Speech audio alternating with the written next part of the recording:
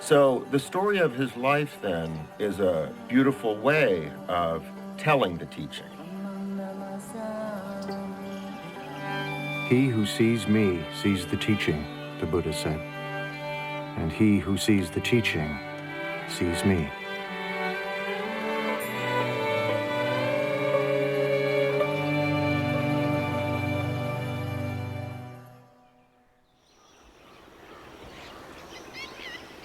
Born some 500 years before the birth of Jesus, the Buddha would grow to manhood in a town vanished long ago. For nearly 3 decades, he would see nothing of the world beyond.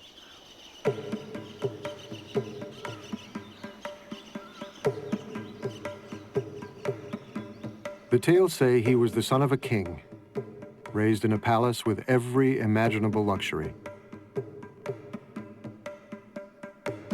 He was called Siddhartha Gautama, a prince among a clan of warriors. When I was a child, he said, I was delicately brought up, most delicately. A white sunshade was held over me day and night to protect me from cold, heat, dust, dirt, and dew.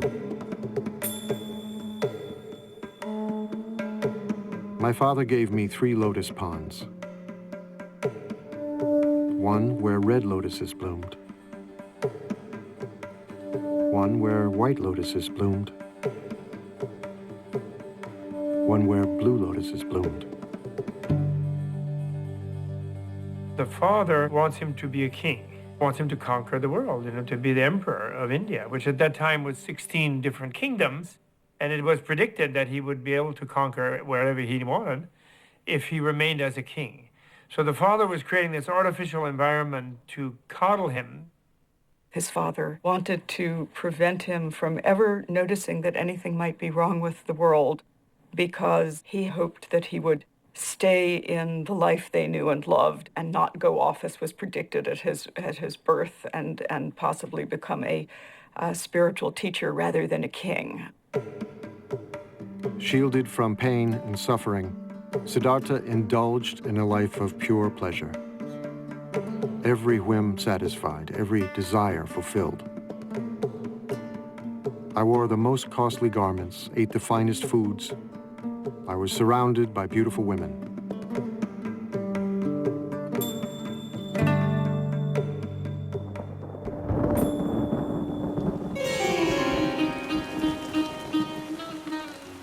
During the rainy season, I stayed in my palace, where I was entertained by musicians and dancing girls. I never even thought of leaving.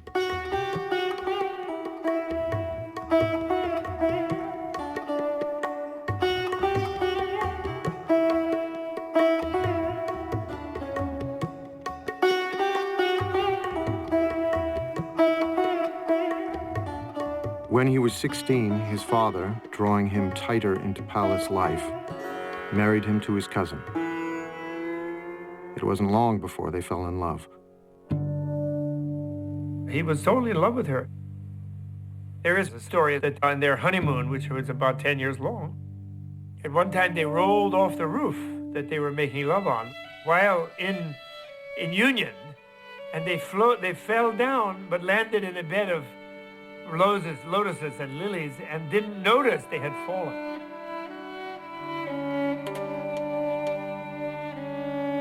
And so, the stories say, he indulged himself for 29 years, until the shimmering bubble of pleasure burst. His father does everything he can to never let him leave, never let him see the suffering that life is. But one day he goes outside and he's traveling through the kingdom and he has the first of 4 encounters. He sees an old man and he asks his attendant, and the attendant says, "Oh, that's change. One doesn't always stay young and perfect." Then on the next tour outside, he sees a sick man and doesn't quite understand what it is. He asks his attendant, and the attendant says, "Oh, that happens to all of us." Everybody gets sick. And don't think you are a prince, you will not get sick. Your father will get sick, your mom will get sick, everybody will become sick. Then he sees that it isn't just the sick person. In fact, it's universal. And something is stimulated inside of him. So he keeps getting the chariot driver to take him out. And he sees, horror after horror. And on his third trip outside, he meets a corpse. And he recognizes impermanence and suffering and death as the real state of things. The world that he had been protected from, shielded from, kept from seeing. And he was shocked. He was shocked, and he realized, this is my fate too. I will also become old. I will also become ill. I will also die. How do I deal with these things? These are universal questions in any human being's life. What it's like to be in a body inside of time and our fate, and how do we navigate that?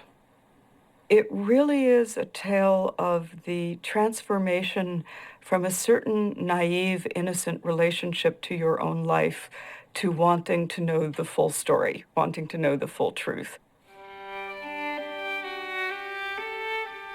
And then the fourth trip outside, he sees a spiritual seeker, someone who has decided to live a life completely other than his life in order to escape from impermanence, suffering, and death. So he has this sort of traumatic encounter with the pain and suffering of life. We try to protect our children. We don't want to let our children see all the pain that's in the world. But at a very early age, at a time before he could remember anything, at a time before there was conceptual thought, he already suffered the worst kind of loss that one could suffer. Suddenly and mysteriously, his mother died when he was a week old. So something tragic happened, right at the beginning. That might be what it takes to become a Buddha, is that you have to suffer on such a primitive level.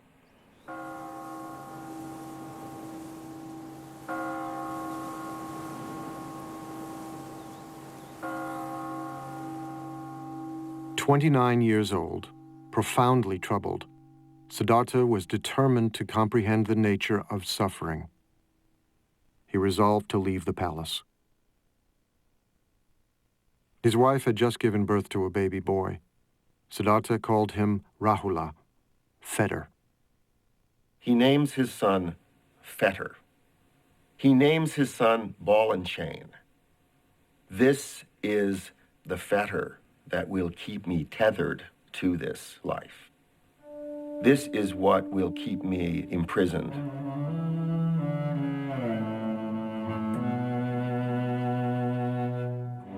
Late one summer evening, Siddhartha went into his wife's room. A lamp of scented oil lit up. His wife lay sleeping on a bed strewn with flowers, cradling their newborn son in her arms. He gazed from the threshold, deep in thought. If I take my wife's hand from my son's head and pick him up and hold him in my arms, it will be painful for me to leave. He turned away and climbed down to the palace courtyard. His beloved horse, Kantaka, was waiting. As he rode toward the city's northern wall, he leapt high into the air. Mara, the tempter god of desire, was waiting. You are destined, Mara told him, to rule a great empire.